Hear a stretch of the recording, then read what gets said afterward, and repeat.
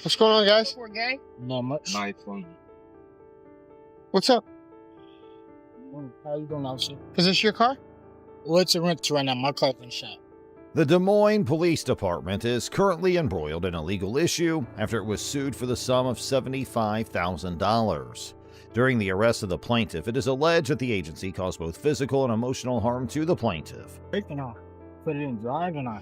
Okay. Yeah, officer. So it's your car, though? Did they give you a It's fob or not something? my car, officer. Did My they car give you a is- key fob or something? Or? You ready, record? Yes, sir. Officer. An investigation has been opened into this matter.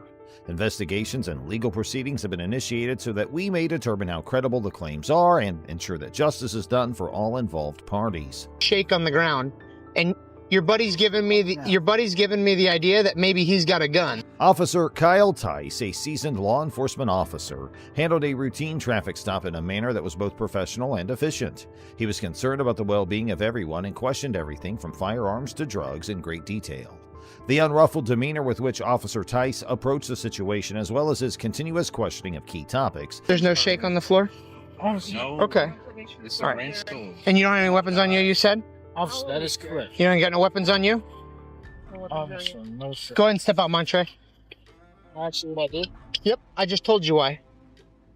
3 times. You want me to recap again? Officer, look, my hands is up. Yep, your hands are up, and now I'm asking you to step out of the car. I gave you my ID. Demonstrated his commitment to preserving public safety on the highways. Officer Tice's demeanor shifted, and he took on an aggressive tone despite the fact that the driver had been helpful up until this point. Go to jail. I would expect you to please listen. I mean, I told you I'm a cop. Face the car when you step out. Face the car when you step out. Face the car when you step out. Don't flex. Don't flex. I don't know what you're doing, man, but you need to knock that off. I mean, your heart is thumping, dude. Like, you're beaten. Officer, please, don't. Don't what? Have a seat. Okay. Have a seat. I think that your buddy has a gun, so I need you to step into the car. You think my Step buddy in- has a gun? He's acting funny. Step in the car, please. Officer, If you don't step in the car, you're going to jail for sure. Tice reached for his handcuffs while exuding an air of power, and he used them to bind the driver. Even if the driver cooperated with the officer's demands, the officer's actions nevertheless presented an unsettling display of power, and the unwarranted use of force frightened the witnesses.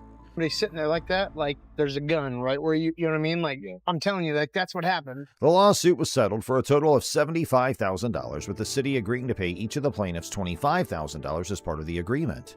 Despite this, the ruling sheds light on prospective issues that may arise in the future in legal matters. Officer Tice is the subject of yet another formal complaint, and other law enforcement personnel have been accused of engaging in racial profiling and arbitrary detentions. The fact that the City Council did not pass an ordinance to outlaw pretextual stops means that a great deal of unresolved business remains. An unfortunate event that has stoked controversy led to the arrest of a black quarterback by a law enforcement officer who discovered bird droppings on the quarterback's vehicle. The quarterback, whose identity has been omitted to protect his privacy, was involved in an incident that took place after he parked his vehicle close to a nearby park. Bird shit? Yeah, That ain't bird shit. I promise you that's bird doo-doo. I promise you it's not, though. I swear to God that's bird doo-doo. Well, I swear to God it's not, because I just tested it and that turned pink. You can see it on the windshield. That's not bird poop. I swear to God that's bird doo-doo. That's not bird poop. I swear to That's a lot of God. bird. That's a lot of bird shit, man. I tried to clean it last night at the gas station. You can. I can still wipe it off. It's bird doo-doo. Alright, okay. No. On the hood of his automobile, unbeknownst to him, a filthy deposit had been left behind by a flying bird. An officer arrived on the scene after receiving a report from a concerned resident and questioned the quarterback about the claimed damage done to his vehicle. The officer's questions focused on whether the quarterback was responsible for the damage. The officer made the choice to arrest the quarterback, notwithstanding his explanation, citing a questionable charge of vandalism as the basis for his judgment. Concerns have been raised as a result of the incident over the practice of racial profiling, as well as the disproportionate targeting of people of color by police enforcement. A substance that appeared to be cocaine was found in the vehicle that the quarterback was driving, which led to the controversy that surrounded him.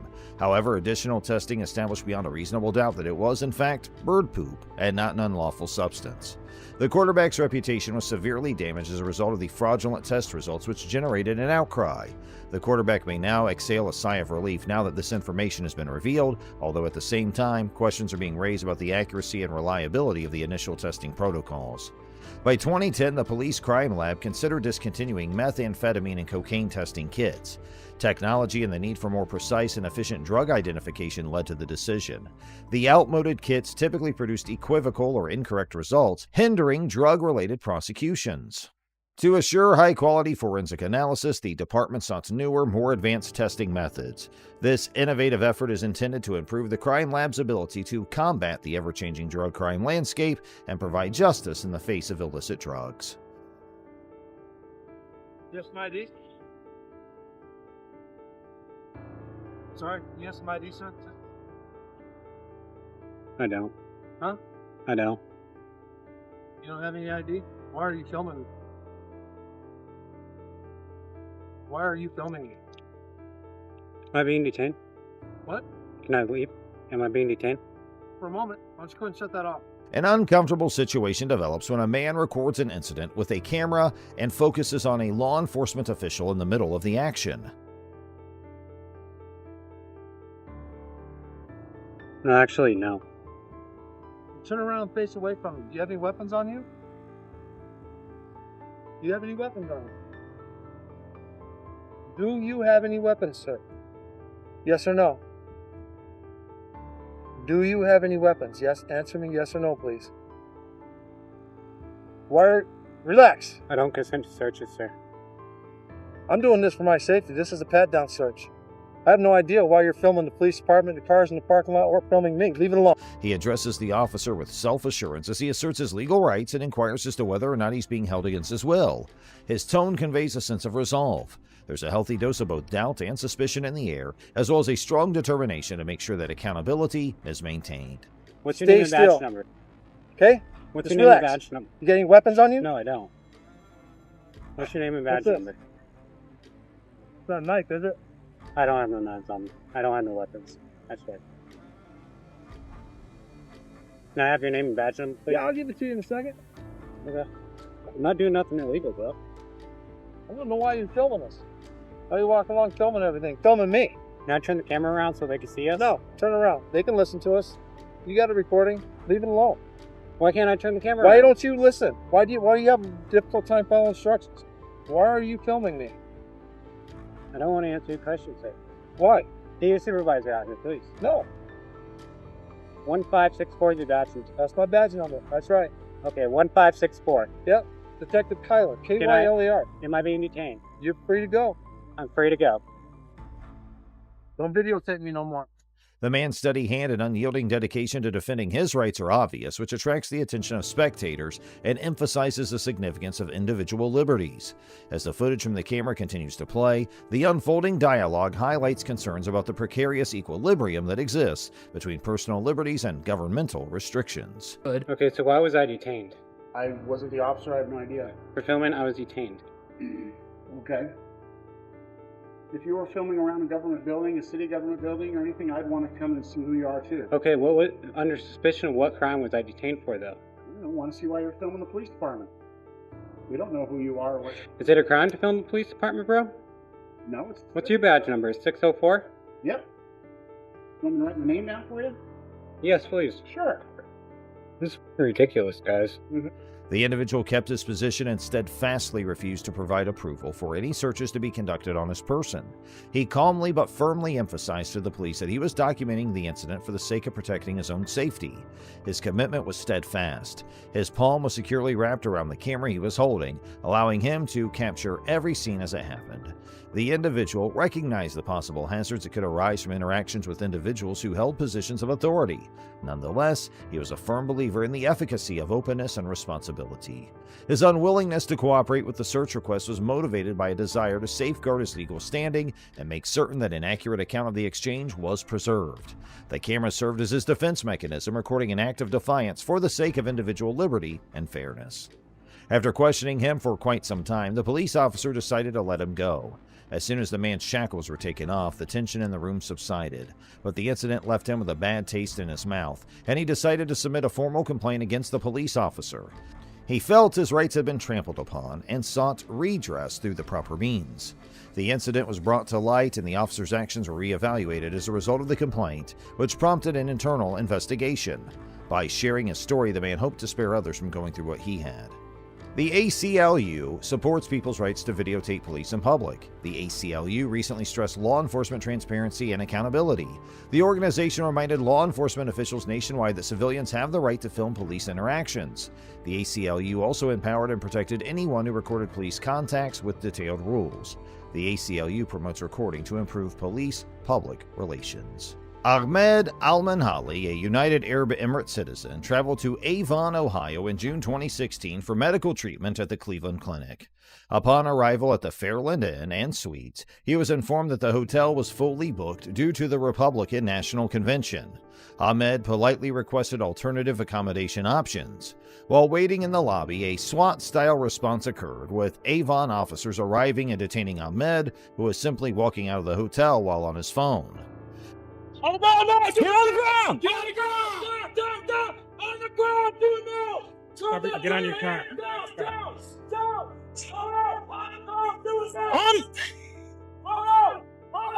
Confused by the situation, Ahmed questioned the officers, but they handcuffed and searched him, damaging his phone in the process. They found a second phone, which Ahmed used for business purposes. What the phone away! Cover the entrance, help me get back. What is it? What happened? Despite no evidence of wrongdoing, the officers treated Ahmed as a terrorist, disregarding any investigation or backstory. Simultaneously, an officer spoke to the hotel receptionist who had made a 911 call, falsely claiming Ahmed had pledged allegiance to ISIS. The officer soon realized it was a false alarm and called off the search. Meanwhile, Ahmed collapsed and passed out, prompting paramedics to administer aid and to take him to a nearby hospital. The incident gained international attention, leading to the United Arab Emirates Ministry of Foreign Affairs to demand an apology from Avon officials. The mayor and police chief apologized to Ahmed, emphasizing that the incident did not reflect their community's values. Marriott International, the hotel's owner, expressed regret and committed to training to prevent similar occurrences. You should not have been put in that situation like you were. There were some false accusations made against you, and those are regrettable. Mayor Jensen said in a statement, "This was a very unfortunate incident and does not reflect our community. Avon is proud to welcome visitors from the United Arab Emirates and other countries who regularly come to Northern Ohio for tourism, business, medical care, or education." The settlement aimed to compensate Ahmed for physical, psychological, and financial damages. However, he still faced lasting emotional distress, was haunted by the officer's eyes, and experienced sleep disturbances. The incident highlighted the need for improved cultural understanding and sensitivity among law enforcement personnel. Here we have Brian Filipiak, a 47-year-old Washtenaw County Sheriff's Lieutenant, who was off duty when he got pulled over. Deputy Morrison, after stopping Lieutenant Filipiak, informed him about the reason for the traffic stop. Subsequently, Deputy Morrison inquired if Lieutenant Filipiak had consumed any alcoholic beverages that afternoon. In response, Lieutenant Filipiak acknowledged that he had indeed consumed a couple drinks. After Deputy Morrison confirmed Lieutenant Filipiak's identity, he returned to his vehicle and instructed the lieutenant to exit the truck for a field sobriety test. The purpose of the test was to assess whether Lieutenant Filipiak had consumed an excessive amount of alcohol, despite it being evident he was clearly unfit to drive. Exhibiting evident signs of severe intoxication, such as slurred speech and watery eyes, Lieutenant Filipiak left no room for doubt that he was heavily under the influence. Okay, you got your ID? However, despite this clear indication, Lieutenant Filipiak adamantly refused to comply with Deputy Morrison's request to step out of the vehicle. Instead, he insisted that Deputy Morrison should either allow him to return home or let him sleep it off on the side of the road. In response, Deputy Morrison firmly informed Lieutenant Filipiak that his options were limited and made it clear that he would not allow him to be released in his current condition. Multiple reckless driving calls about you. Okay? And then when I'm following you, you're hitting the shoulder of the road. You been drinking? How many? Just a couple. Okay. Where are you reaching in the back for? I seen you reaching in the back. You have an open container back there? Okay, you been drinking on the way here? Got your registration, proof of insurance? Do you have a firearm on you? Okay. Do you got your pistol? Are you a corrections officer or just deputy? Lieutenant? Okay. Despite Deputy Morrison's persistent attempts to persuade Lieutenant Filipiak to exit the vehicle, the latter remained adamant in his repeated request to be released. He proceeded to assert that Deputy Morrison's job would not be jeopardized if he let the situation slide, emphasizing the potential consequences for himself if the matter were pursued. Brian, I'm going to have you step out of the car when I'll do field sobriety test for you. Okay?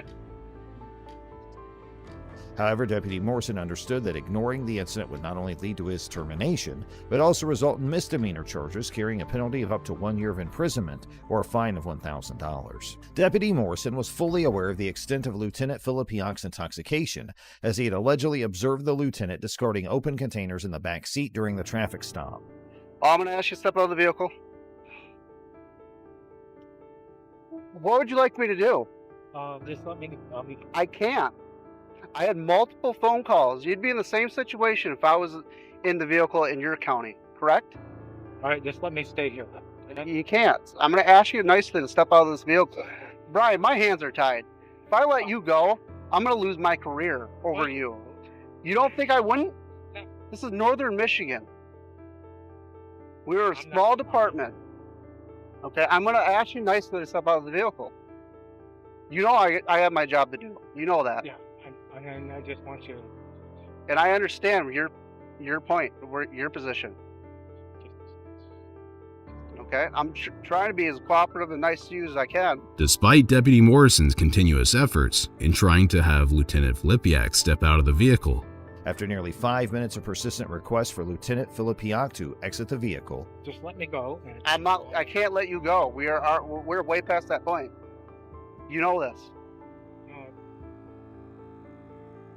You're a lieutenant. You know how this works. Yeah, I do. You would tell one of your deputies if they called you right on the side of the road and they asked you what to do. So, if one of your deputies is in the position as I am right now, calling you as a lieutenant, Lieutenant, this is what I got.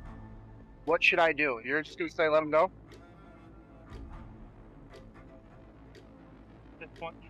Why? Just because. You're intoxicated. I know it.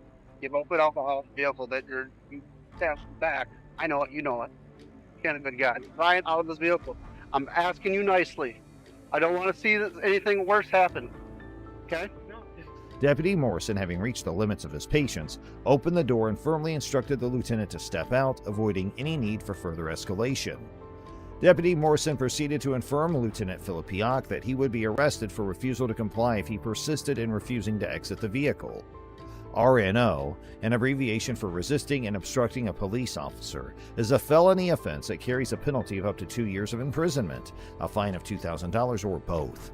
After an additional 5 minutes had passed, Deputy Morrison cautioned Lieutenant Filipiak that he would be tased if he continued to resist compliance with his instructions. Consequently, Deputy Morrison retrieved his taser and aimed it at the lieutenant, while firmly warning him that failure to comply would result in being tased. Deputy Morrison even considered using the backup taser at that moment. In this situation, Deputy Morrison possessed the authority to employ his taser and would not have faced repercussions for doing so.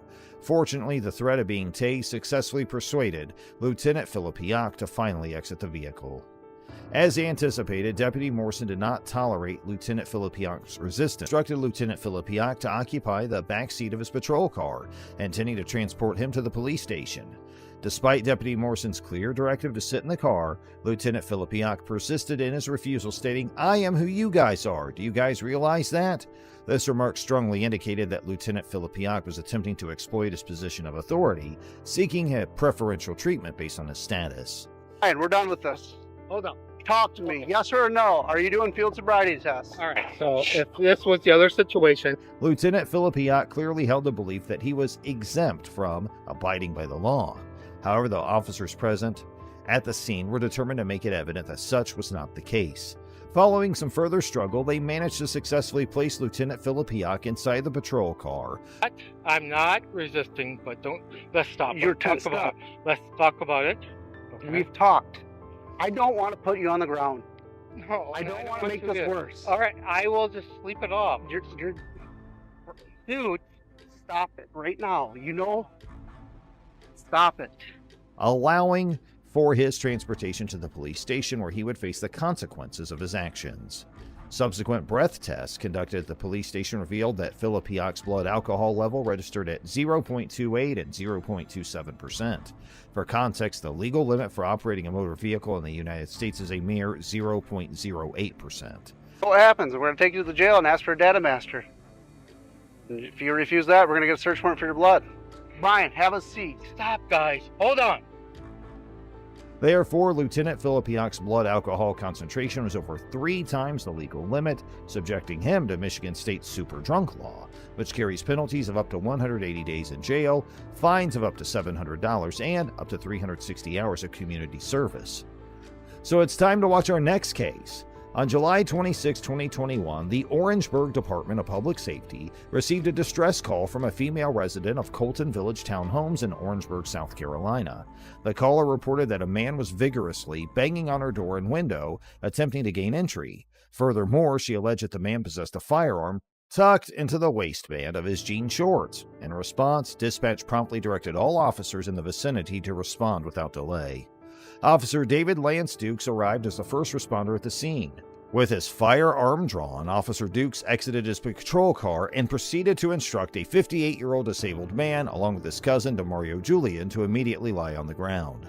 At this juncture, it was evident from the body camera footage that Mr. Gillard was complying with Officer Dukes' commands.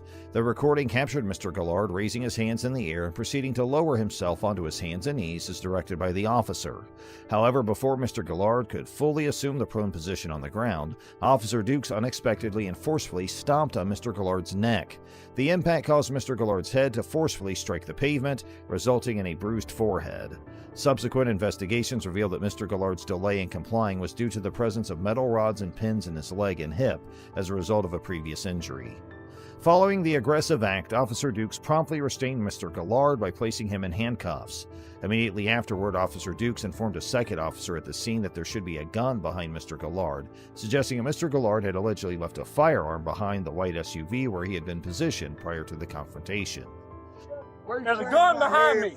There's a gun, I believe, behind me. I ain't got no gun there. Mr. Gillard assured Officer Dukes that there was no gun present, and upon a quick examination, the second officer confirmed the absence of any firearm. Officer Dukes proceeded to conduct a search of Mr. Gillard's person, accusing him of failing to comply with orders. However, as evident in the earlier body camera footage, Mr. Gillard had been complying with Officer Dukes' commands from the beginning. Not once did Mr. Gillard exhibit any behavior it could be perceived as a threat, thereby negating Officer Dukes' justification for excusing excessive force against him. Once Officer Dukes ensured that Mr. Gillard did not possess a firearm, he decided to search the vicinity of the SUV himself in hopes of locating the alleged weapon. It swiftly became apparent that there was no gun to be found. Instead, it was discovered that Mr. Gillard had been carrying a stick wrapped in shiny silver tape, which he typically used as protection against aggressive stray dogs. Officer Dukes and the second officer helped Mr. Gillard back up onto his feet, at which point he began expressing his dissatisfaction regarding the unnecessary impact of his head on the concrete. The visible injury to Mr. Gillard's forehead, marked by a bruise and swelling, further supported his claim. In response to Mr. Gillard's confrontation regarding the incident, Officer Dukes provided a reply. At this point, it became apparent that Mr. Gillard was in need of medical attention. However, neither of the officers present on the scene initially took this into consideration. Fortunately, Officer Queenie Polidor arrived and promptly recognized the necessity for emergency medical services, requesting EMS assistance. As Mr. Gillard continued to express his grievances regarding the incident, Officer Dukes approached Officer Polidor and another responding officer to inform them about the situation. However, Officer Dukes' account was far from truthful. He claimed that when Mr. Gillard walked in front of the SUV, he believed Mr. Gillard was carrying a gun and repeatedly instructed him to drop it. Officer Dukes made further allegations claiming Mr. Gillard had his hands in his pockets and repeatedly ignored requests to show his hands. However, the body camera footage once again contradicted Officer Dukes' statements. He was in front of the car when I came up, and he was walking like this. And I thought it was a gun at first. I said, drop the gun, drop the gun, drop the gun, drop the gun. I had him at gunpoint. Clearly showing Mr. Gillard complying with the orders by keeping his hands raised above his head. Officer Dukes mentioned to a fellow officer that he wanted to take the stick as evidence, stating that it was the reason for his actions. In response, the fellow officer promptly questioned the necessity of using the stick as evidence, pointing out that the body camera footage would suffice. EMS arrived at the scene to attend to Mr. Gallard's condition. While Mr. Gallard was being examined, Mr. Julian approached Officer Dukes and requested a card with his details on it. In response, Officer Dukes promptly informed Mr. Julian that he did not possess a card and clarified that the department did not issue such cards in any case. Officer Polidor quickly recognized Officer Duke's misstatement and promptly corrected him. She asserted that they indeed possessed cards and proceeded to provide Mr. Julian with her own cards as requested. On July 31, 2022, the South Carolina Law Enforcement Division announced that Officer Dukes was taken into custody and charged with first-degree assault and battery. Several months later, in November 2021, Mr. Gallard received a compensation settlement of $650,000 from Orangeburg, South Carolina. City officials additionally expressed their commitment to establishing a citizens task force to provide oversight and guidance regarding interactions between residents and the Orangeburg police.